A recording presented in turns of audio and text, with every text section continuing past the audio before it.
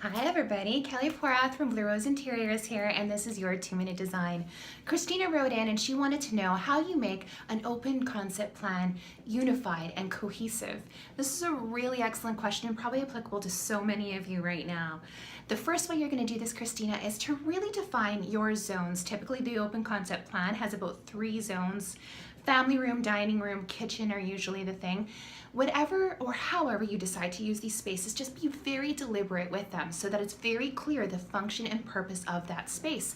If you decide to use your dining room as, in my case, probably the play area or the office, totally fine. Just make sure that it's very obvious in its purpose and it's very clear what the function of that space is.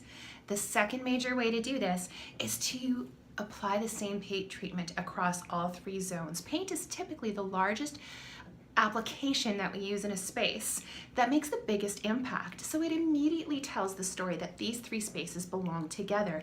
Absolutely go ahead and apply a feature wall or a treatment in each zone that cooperates or relates to each other. It can be different. Just keep it in your theme. So if your theme is urban modern, if it's rustic, if it's country, stay in that theme and apply applications that relate to each other but don't necessarily match. That'll keep it interesting and cohesive.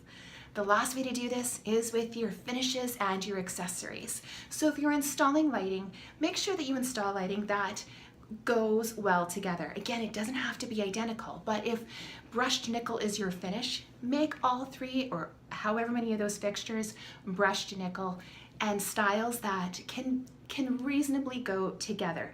It keeps it more interesting if they don't match exactly, unless that's easier, which is totally okay, but make sure that they at least go well to identify and keep that consistency across board. The last thing I mentioned is accessories. So you want them to go, not be exactly the same. Again, pick in your theme. Let's say it's beachy coastal.